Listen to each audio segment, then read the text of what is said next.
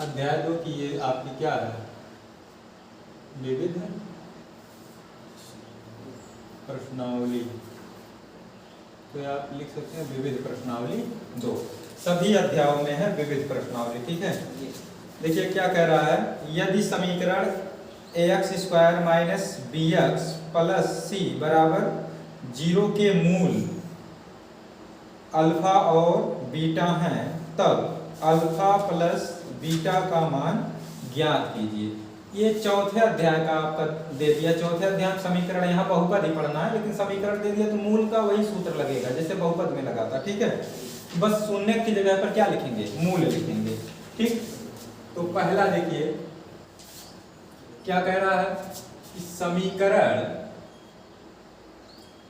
ax² minus bx plus c बराबर 0 के मूल अल्फा तथा बीटा हैं।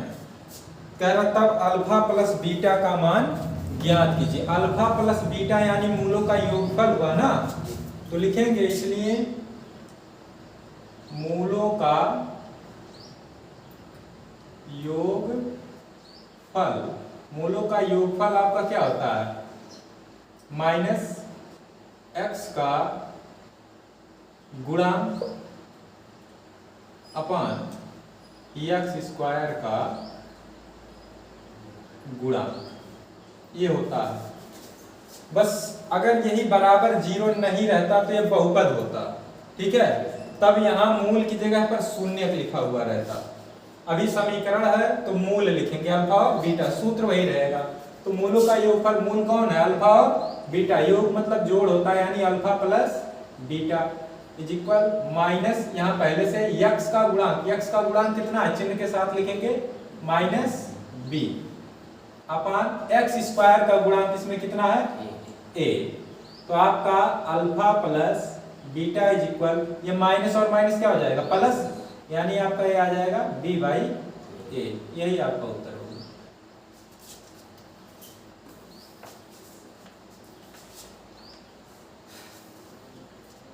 दूसरे में कह रहा है, यदि बहुपद x² plus 4x plus 2a के शून्य अल्फा और 2/अल्फा हैं, तो a का मान ज्ञात कीजिए। क्या निकालना है, a का मान आपको क्या करना है, निकालना है। तो दूसरा आप लिखेंगे, दिया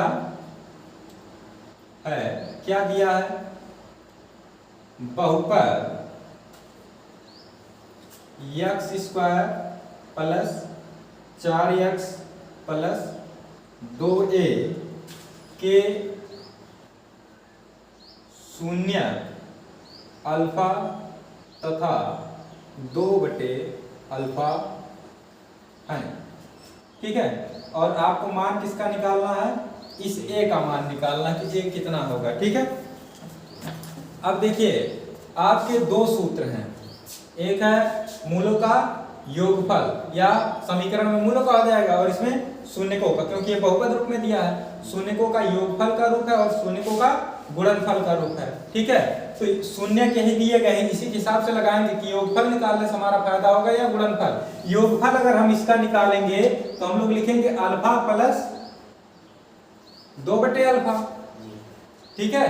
क्या अल्फा का मान पता है, नहीं पता है। और फिर इधर हम लोग लिखेंगे माइनस x का गुणांक, इसके बराबर क्या करेंगे हम लोग, माइनस x का गुणांक और इसके बटे x² का गुणांक।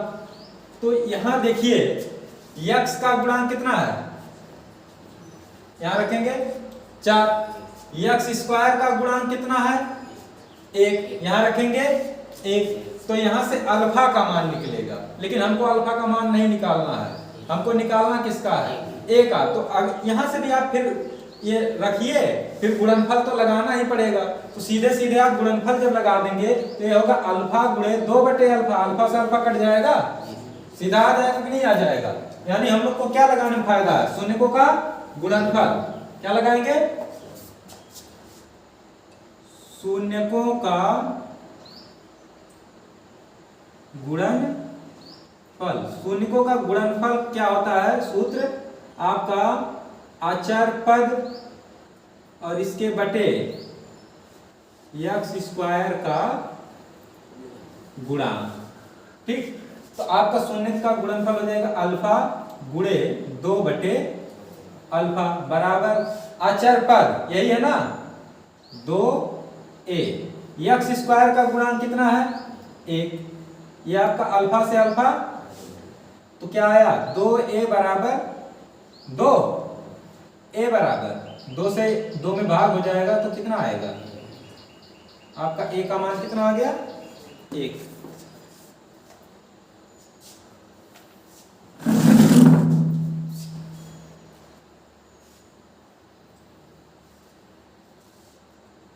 तीसरा क्या कह रहा है? वह द्विघात बहुपद ज्ञात कीजिए जिसके शून्य, तो द्विघात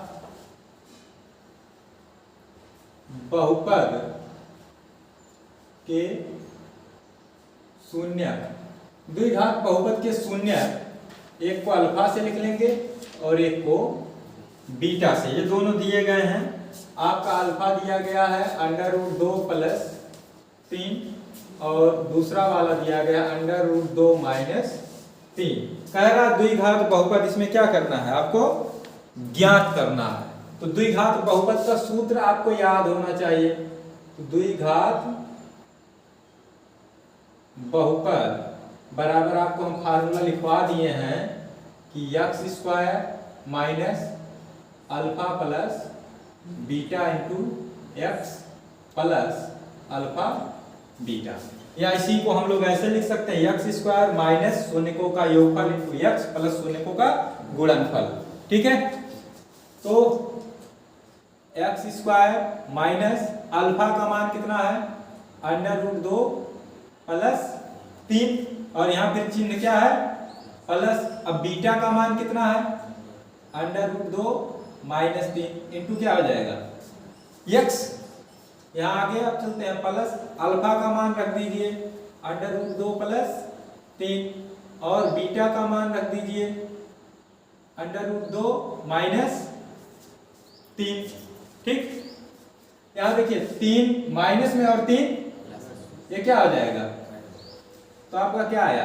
x² माइनस ये 1√2, इसके आगे हम लोग a कैसे लिख सकते हैं ना? 1√2 और ये 1√2 कितना हो जाएगा?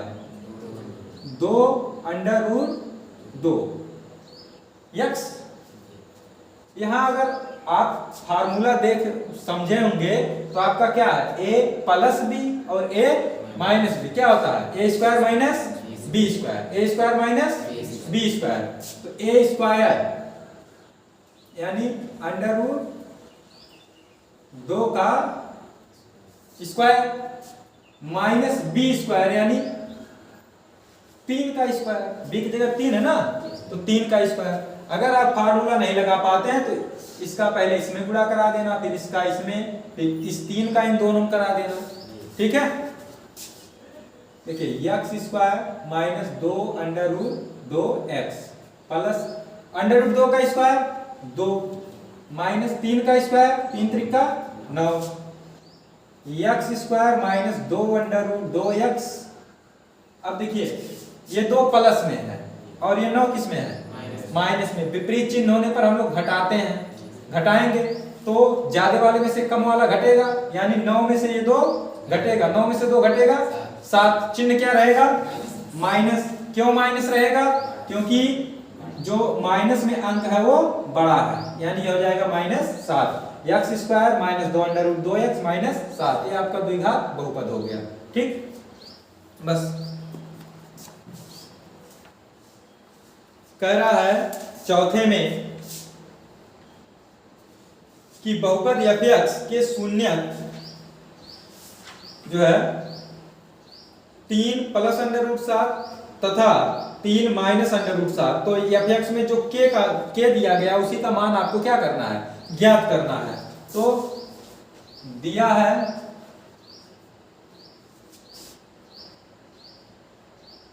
बहुपद f(x) = x square minus 6x plus के शून्य, दोनों शून्य दिए गए हैं तो एक को अल्फा से लिख लेते हैं और एक को बीटा से। 3 प्लस अंडर रूट 7 और 3 माइनस अंडर रूट 7। अब आपको ज्ञात क्या करना है, के का मान आपको इसमें निकालना है। तो देखिए दोनों शून्य पता है, क्या पता है, दोनों शून्य पता है। के किसमें है, अचर पद में है। के किसमें है, अचर पद में है। तो अचर पद किसमें लगता है, गुणनफल में लगता है। किसमें, गुणनफल में। तो शून्यकों का क्या लगाएंगे, गुणनफल। शून्यकों का गुणनफल क्या होता है, फार्मूला अचर पद बटे एक्स स्क्वायर का गुणा। तो शून्यकों का गुणनफल यही, इन दोनों का गुणनफल ना, सीधा लिख दे रहे। 3 plus under root 7 into 3 minus under root अचर पद कितना है, के, और एक्स स्क्वायर का गुणा क्या कितना है, 1। तो यहाँ a plus B A minus B, A square minus B square. तो 3 का स्क्वायर सीधे लिख, चलो कर दे रहे। 3 का स्क्वायर माइनस अंडर रूट 7 का स्क्वायर बराबर के 3 का स्क्वायर 9 अंडर रूट 7 का स्क्वायर 7 बराबर 9 में से आपका 7 घट जाएगा 2 बराबर इस, या के बराबर 2, यही ना। तो के की वैल्यू निकल गई, कितनी आ गई, 2।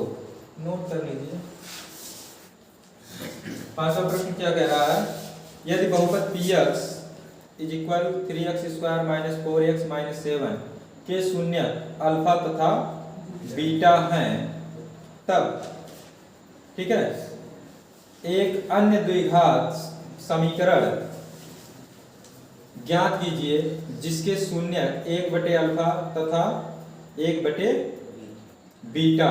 वास्तव में इसे द्विघात समीकरण नहीं, द्विघात बहुपद यहां लिखना चाहिए था। क्या होना चाहिए था, द्विघात बहुपद ज्ञात कीजिए। ठीक है, तो समीकरण को काट करके क्या कर देंगे, बहुपद, क्योंकि यहाँ ऊपर बहुपद दिया है, फिर आगे शून्य दिया। अगर मूल दिया रहेगा समीकरण, और समीकरण और बहुपद में सिर्फ थोड़ा सा अंतर है कि जब समीकरण में तो आगे बराबर 0 वही पड़ जाता है। ठीक है, और कुछ नहीं है। तो देखिए 5वां बहुपद px is equal 3x square minus 4x minus 7 के शून्य अल्फा तथा बीटा है। ठीक है, आपको बताएं जब भी शून्य का अल्फा और बीटा या m और n या p और q दिया है, योगफल गुणनफल तुरंत निकाल लेंगे। तो इसलिए शून्यकों का योगफल, शून्यकों का योगफल क्या होता है, माइनस x का गुणांक और इसके बटे x स्क्वायर का गुणांक। तो शून्यकों का योगफल यानी alpha plus beta, minus x का गुणांक कितना है, -4 है, बटे x स्क्वायर का गुणांक कितना है, 3, यानी अल्फा प्लस बीटा बराबर हम लोग लिख सकते, माइनस माइनस क्या हो जाएगा, +4 बटे अल्फा प्लस बीटा का मान आ गया। अब शून्यकों का हम लोग निकाल लेंगे गुणनफल। इसका आपका सूत्र होता है अचर पद और इसके बटे x स्क्वायर का गुणांक, मतलब अल्फा बीटा इज इक्वल अचर पद कितना है, -7, x स्क्वायर का गुणांक कितना है, 3। अब आपके प्रश्न में ये पूछा है कि 1 बटे अल्फा और 1 बटे बीटा शून्यक वाले बहुपद को आपको क्या करना है, ज्ञात करना है। तो इसलिए 1 बटे अल्फा तथा 1 बटे बीटा शून्य वाला बहुपद। जैसे यहाँ px दिया है, हम लोग fx लिख लें या बहुपद बराबर ही वैसे ही लिख दें, ठीक है। आप ऐसे लिखना चाहोगे तो ऐसे लिख लो fx बराबर, या सीधा यही बहुपद बराबर लिख दीजिए, ठीक। सूत्र आपका क्या होता है, एक्स स्क्वायर माइनस शून्यकों का योगफल इंटू एक्स प्लस शून्यकों का गुणनफल। तो एक्स स्क्वायर तो ये ऐसे ही रहेगा माइनस शून्यकों का योगफल, इसके शून्य के ही हैं, मतलब 1 alpha plus 1 beta into x plus शून्यकों का गुणनफल यानी 1 अल्फा इंटू 1 बीटा। अब यहां देखिए आगे क्या करेंगे, एक्स स्क्वायर माइनस या एलसीएम क्या होगा, अल्फा बीटा, तो इसका इसमें गुणा हो जाएगा, इसका यानी आ जाएगा आपका beta plus alpha into x, यहां प्लस 1 अंश का अंश में गुणा, हर का तो 1 अल्फा बीटा, आपका हो गया x square minus beta plus alpha या अल्फा प्लस बीटा एक ही चीज है, कितना है 4/3, और ये अल्फा बीटा कितना है minus 7/3 into x plus 1 alpha beta का मान माइनस 7/3। तो देखिए ये आपका एक्स स्क्वायर माइनस 4/3, ठीक है। ये जब ऊपर जाएगा तो आपका होगा 3/-7 इंटू एक्स प्लस ये 3 ऊपर चला जाएगा 3/-7, ये 3 से 3 आपका क्या हो जाएगा, तो एक्स स्क्वायर, यहां देखिए बाहर चिन्ह क्या है माइनस, और अंदर आपका होगा 4/-7 या -4/7, तो माइनस और माइनस क्या हो जाएगा प्लस 4/7 एक्स, यहाँ प्लस चिन्ह है, इसके हर का चिन्ह क्या है माइनस, तो -3/7 ऐसे छोड़ दीजिए, या एलसीएम लोगे तो कितना होगा 7 का इसमें गुणा हो जाएगा 7x square plus 4x minus 3। अब इसी को हम लोग लिख सकते हैं 1/7 7x square plus 4x minus, answer हो गया, ठीक।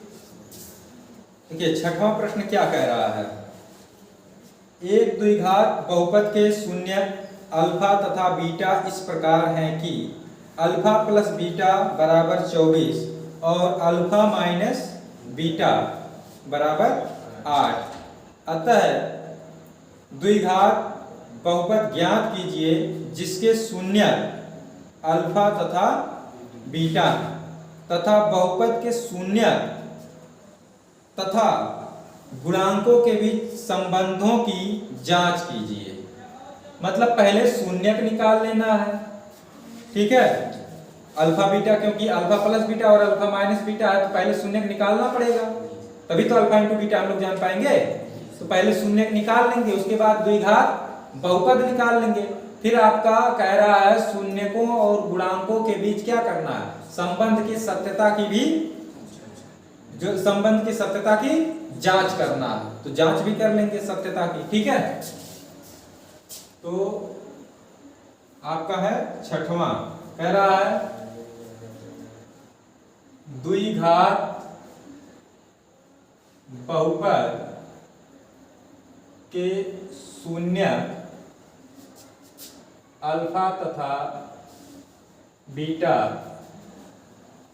इस प्रकार है कि अल्फा प्लस बीटा का मान दिया गया है 24, इसे बना देंगे समीकरण 1, और अल्फा माइनस बीटा का मान दिया गया है 8। इसे बना देंगे समीकरण, दोनों जोड़ लीजिए, समीकरण फर्स्ट प्लस सेकंड से। घटा भी सकते हो, कोई दिक्कत नहीं है, घटाओगे तो अल्फा वाला कट जाएगा, बीटा का मान निकल जाएगा, और यहाँ जोड़ रहे हैं तो बीटा कट जाएगा, अल्फा का मान निकल जाएगा। ये अल्फा और ये अल्फा कितना, 2 अल्फा, बीटा प्लस में बीटा माइनस में कट जाएगा। 24 और ये 8 32, 2 से भाग होगा तो अल्फा बराबर कितना आया, 16। अल्फा का मान किसमें रख दें, 1 में 2 में, 1 में, समीकरण 1 में रखने पर रखिए 16 प्लस बीटा बराबर 24, बीटा बराबर 24 माइनस 16, बीटा बराबर 0 ज्ञात हो गए, ठीक। तो इसलिए द्विघात बहुपद क्या होगा, एक्स स्क्वायर माइनस शून्यकों का योगफल यानी alpha plus beta into x, गुणनफल मतलब alpha into x square minus alpha की जगह पे कितना 16 plus 8 into yes alpha plus beta, direct आपका 24 दिया भी गया, 24 लिख सकते हो, ठीक है। प्लस अल्फा का मान 16 और बीटा का मान 8, एक्स स्क्वायर माइनस 16 और 8 24, एक्स प्लस 16 थे 16 8 आपका 128, ठीक। 8 6 48 के 8, 8 9 8 और 4 12, ठीक। अब क्या करना है, सत्यता की जांच, सत्यता की जांच मतलब इसके शून्यक और गुणांक के बीच जो संबंध होते हैं उसकी सत्यता की जांच। तो एक आपका संबंध होता है, आपको बताया गया, शून्यकों का योगफल। शून्यकों का योगफल का सूत्र क्या होता है, माइनस एक्स का गुणांक बटे एक्स स्क्वायर का गुणांक। तो योगफल शून्यकों का क्या आया है, अल्फा और बीटा ये है ना, यानी 16 प्लस 8। एक्स का गुणांक इसमें कितना आया है, -24, और एक्स स्क्वायर का आपका है 1। 16 8 कितना 24, ये माइनस माइनस 24 बराबर 24, दोनों बराबर आया तो क्या है, सही है। या आप ऐसे लिख सकते हैं कि पहले शून्यकों के योगफल निकाल लो, फिर इसको निकाल लो, फिर बराबर लिख दो, या फिर दोनों को एक साथ में लेकर के चलते हैं, दोनों पक्ष बराबर आ गया तो आपका सही है। अब दूसरा वाला क्या होता है, दूसरा संबंध, शून्यकों का गुणनफल क्या होता है, अचर पद बटे एक्स स्क्वायर का गुणांक। तो 16 गुणे 8, अचर पद कितना है 100 बटे 1, तो 128 बराबर 100 हो गया, सत्यता की जांच हो गई, ठीक है। लिखेंगे इसको कि लास्ट सवाल आपका 7वां, इसको बताया जाए, बता दें। जो है कितना पढ़ते हैं, ठीक है। आपका जब रिजल्ट आता है तो लोग आपको उसी से जज करते हैं कि आप साल में कितना पढ़े हैं। जैसे अभी आप कक्षा 10 में हैं, तो 10 में जो परसेंटेज आएगा उसके हिसाब से रिजल्ट जब आएगा, आप 2025 में एग्जाम देंगे, ठीक है। फरवरी में आपका एग्जाम होगा तो अप्रैल या मई में आपका रिजल्ट आ जाएगा। उसके हिसाब से आपको लोग जज करते हैं कि आप हाई स्कूल में कितना पढ़े हैं। लेकिन आप देखो 10 में कितना प्रतिशत पाए, 12 में कितना पाए, ग्रेजुएशन में कितना पाए, पोस्ट ग्रेजुएशन में कितना पाए। आज के समय में लोगों की नजर में आपके पढ़ने का मतलब तब है जब आप कोई जॉब पा जाए। जिस दिन आपकी नौकरी लग गई, क्या लग गई, नौकरी, उस दिन आपसे उसके बाद कोई ये नहीं पूछेगा कि आपका हाई स्कूल में कितना परसेंटेज था, आपका इंटर में कितना परसेंटेज था, आपका ग्रेजुएशन में क्या था, पोस्ट ग्रेजुएशन में क्या था, कोई कुछ नहीं पूछेगा। जिस दिन नौकरी लग गई, आप कमाने लग गए, ठीक है, उस दिन से आपकी तो सैलरी पूछी जाएगी कि आपकी सैलरी कितनी है, ठीक है। परसेंटेज का पूछते, जैसे आप हाई स्कूल का एग्जाम देंगे जब 2025 फरवरी में आपका एग्जाम होगा, तो आपका रिजल्ट जो आएगा फरवरी से मार्च तक, ठीक है, जैसे आपकी बार हुआ था 22 फरवरी से 9 मार्च, ठीक है। तो ऐसे 2025 में फरवरी में शुरू होगा, मार्च में खत्म हो जाएगा। तो आपका अप्रैल लास्ट वीक या मई फर्स्ट वीक में मान लीजिए आपका क्या आ जाएगा, रिजल्ट अप्रैल मई में आ जाएगा। तब आपसे लोग परसेंटेज पूछेंगे कि आपका कितना परसेंटेज आया, ठीक है, कितना प्रतिशत आया 10 में। वही चीज 12 वालों का भी होगा। वैसे ग्रेजुएशन वालों का जब रिजल्ट निकलता है, पोस्ट ग्रेजुएशन वालों का निकलता है तब।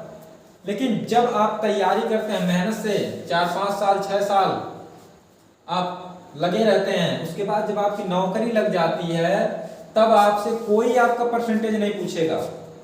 कि कोई पूछता है, किसी की नौकरी लगी उससे कोई परसेंटेज पूछता है कि हाई स्कूल में कितना प्रतिशत पाए थे, नहीं पूछेगा। और आप हाई स्कूल में टॉप किए रहो, यूपी बोर्ड क्या किए रहो, टॉप किए हो। आप यूपी बोर्ड से पढ़ रहे हैं इसलिए यूपी बोर्ड की बात करें। जो सीबीएसई से पढ़ेगा, सीबीएसई बोर्ड टॉप किया हो, ठीक है, आपका उत्तर प्रदेश में पहला स्थान हो, आपकी अगर नौकरी नहीं लगी तो लोगों की नजर में आपकी पढ़ाई कोई वैल्यू नहीं है, ठीक है। और जब आप 20 साल 22 साल के होइए, मतलब इंटर जो है फाइनल के बाद ग्रेजुएशन कर लीजिए, तब तक कुछ ना कुछ आपके अंदर स्किल हो जाना चाहिए। उस स्किल से कुछ ना कुछ आपको इनकम होना चाहिए। क्योंकि आज के समय में एक मीडियम फैमिली के लिए, मिडिल क्लास फैमिली के लिए शिक्षा देना परिवार को, जैसे कई लोग हैं सदस्य, तो उनमें सबको शिक्षा देना काफी भारी है, क्योंकि बहुत ज्यादा महंगाई है, ठीक है। लेकिन हाँ, ये भी आपको हम कहेंगे कि जैसे B.R. अम्बेडकर कहते थे ना कि एक रोटी कम खाओ, भूखे रहो, लेकिन शिक्षा जरूर दो, ठीक है। क्योंकि शिक्षा ही आपका एक ऐसा चीज है जो आपका उत्थान कर सकता है, ठीक है, उत्थान, यहीं से आप पढ़ सकते हैं। बाकी जिनके पास बना बनाया बिजनेस है, जिनके पास बहुत ज्यादा दौलत है, उनके लिए कोई समस्याएं नहीं है। समस्याएं मिडिल क्लास फैमिली और गरीब परिवार के लिए हैं, ठीक है। और उनके लिए सहारा एक ही है, सरकारी नौकरी। क्या सहारा है, सरकारी नौकरी। और ये सरकारी नौकरी बहुत मेहनत से मिलेगी। एक तो वैकेंसी नहीं आती है, वैकेंसी आती है तो पेपर लीक हो जाता है, पेपर लीक हो जाएगा, फिर उसको जो है कराएगी गवर्नमेंट, पता चलेगा कि वैकेंसी आई, साल भर बाद पेपर हुआ, उसके बाद पता चला पेपर लीक हो गया, फिर उसको पोस्टपोन कर दिए कि 6 महीना बाद होगा या साल भर बाद होगा, ठीक है। अधिकांशतः तो ये होता है कि हम लोगों के यहाँ हालत ऐसी है कि अधिकांशतः वैकेंसियां जब चुनाव आता है तब वैकेंसी आएंगी और फिर पेपर लीक हो जाएगा, फिर अगला जब चुनाव आएगा, ठीक है, तब वो वैकेंसियां होती हैं। 4-4 5-5 साल लंबा प्रोसेस लगा देती है गवर्नमेंट, ठीक है। बच्चे का बहुत नुकसान होता है। कोई बच्चा तैयारी किया, साल भर पढ़ा, जो फीस दिया फॉर्म का वो तो दिया ही, उसके बाद मेहनत किया, पढ़ा, कोचिंग किया, उसमें जो फीस दिया वो दिया, उसके बाद गया पेपर देने, ठीक है। और आज स्थिति इतनी दयनीय है हम लोगों के यहाँ कि जो है होम डिस्ट्रिक्ट में सेंटर नहीं मिलता है। सेंटर भेज देंगे 400 किलोमीटर, 300 किलोमीटर, 200 किलोमीटर, और ट्रेन और बस में हालत ऐसी होती है कि उस तरीके से भूसा नहीं भरा जाता है घरों में हम लोगों के यहाँ कि भूसा से बदतर स्थिति में बच्चे जाते हैं एकदम, ठीक है। और वहां जाने के बाद बेचारे पेपर दे करके आते हैं, पेपर देने के बाद पता चलेगा कि बच्चा बहुत खुश है कि हमारा पेपर अच्छा हुआ है, हमारा हो जाएगा। सुबह वो न्यूज पढ़ता है पेपर लीक हो गया, तो उसका कितना नुकसान हुआ, क्या बीतती होगी। गवर्नमेंट इस बारे में कुछ नहीं सोचती है। गवर्नमेंट 5 किलो राशन फ्री में दे सकती है, सिर्फ अपाहिज बना रही है, 5 किलो राशन दे रहे हैं। और सम्मान निधि कितना दे रहे हैं? 500 रुपया पर मंथ। अरे 2000 दे रहे हैं,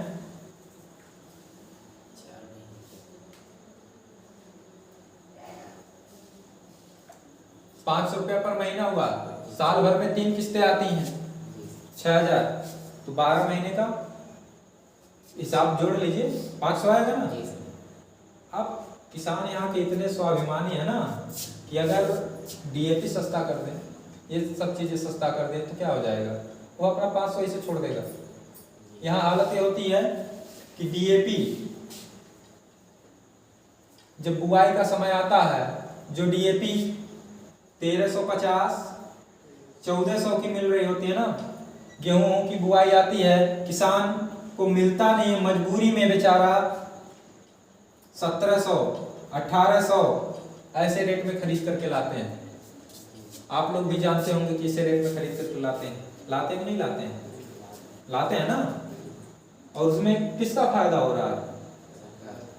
जो दुकानों में डंप करके रख लिए उनका फायदा हो रहा है, और इस पर कोई जांच भी नहीं आती है कि डंप करके रखे हुए किसान इतने परेशान हो रहे हैं। 1700 में 1300-1400 की डीएपी को वो कितना, जो उसका मैक्सिमम प्राइस है उससे भी वो 300-400 रुपया क्या कर रहा है, ज्यादा दे रहा है। अगर यही डीएपी समय से उपलब्ध हो जाए, 500 रुपया दे रहे हैं, एक बोरी 500 तो चला जा रहा है, 400-500 उसका क्या हो रहा है, चला जा रहा है।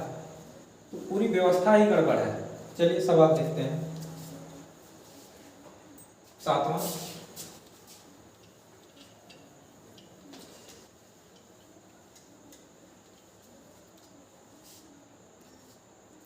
कह रहा है यदि अल्फा तथा बीटा बहुपद px के शून्यक हैं तो px का मान भी दिया गया है 2x² + 5x + k, ठीक है, इसके शून्यक हैं, जो कि संबंध α² + β² + अल्फा बीटा बराबर 21/4 को संतुष्ट करते हैं, तो k का मान ज्ञात करो। k का मान क्या करना है, ज्ञात करना है। तो 7वां देखिए दिया है, क्या दिया है, बहुपद px = 2x² + 5x + k के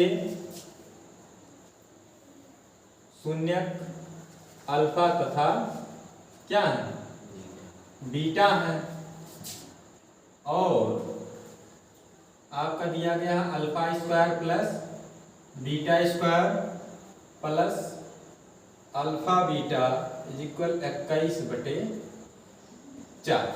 इसे हम लोग समीकरण 1 बना सकते हैं। तो आपको बताया है जब भी शून्य दिए रहे तो हम लोग क्या निकाल लेंगे, शून्यकों का योगफल और गुणनफल, शून्यकों का योगफल और गुणनफल, ठीक है। या सिर्फ योगफल निकाल लेंगे, अगर सिर्फ योगफल से काम चल जाएगा। सिर्फ गुणनफल से अगर काम चल जा रहा है तो सिर्फ गुणनफल को निकाल लेंगे, जिससे चल जाएगा। नहीं दोनों की जरूरत है तो दोनों को निकालेंगे। तो यहां से शून्यकों का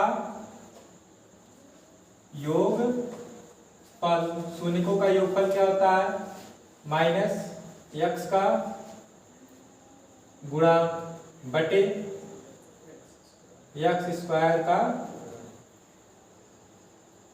गुणांक।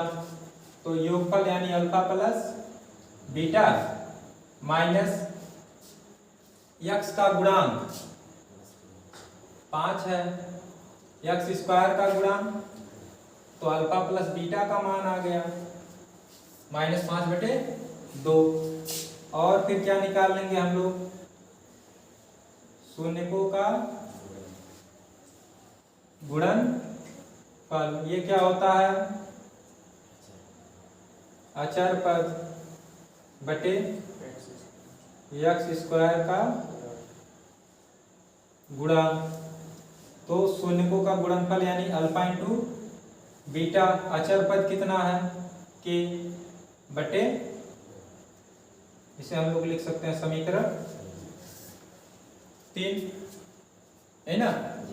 हम लोग को पता क्या है, alpha square plus beta square plus alpha beta पता है, अल्फा प्लस बीटा पता है, अल्फा इंटू बीटा पता है, ठीक है।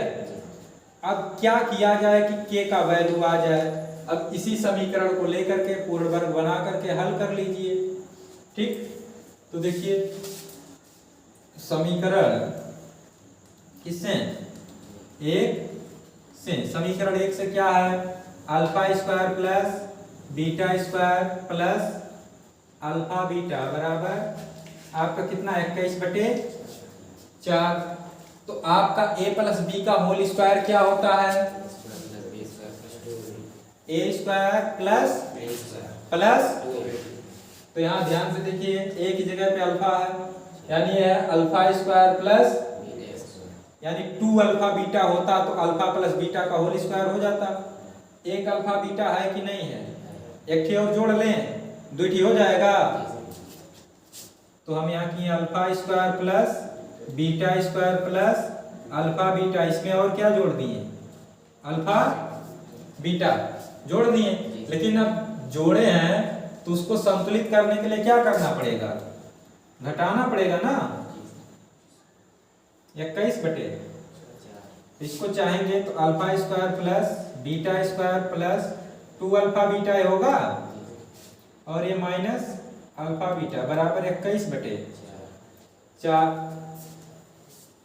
तो ये किसका होल स्क्वायर हो गया, अल्फा प्लस बीटा का whole square minus alpha beta बराबर कितना, 21/, अल्फा प्लस बीटा का मान कितना, -5/, इसका क्या स्क्वायर माइनस अल्फा बीटा का मान कितना, k बटे बराबर 21/, 5 का -5 का स्क्वायर 25 होगा, 2 का स्क्वायर 4, यानी ये हो जाएगा 25/4 माइनस k बटे बराबर 21/, तो -k/2 बराबर 21/, ये प्लस में उधर जाएगा 25/, -k/2 बराबर, यहाँ हर बराबर है।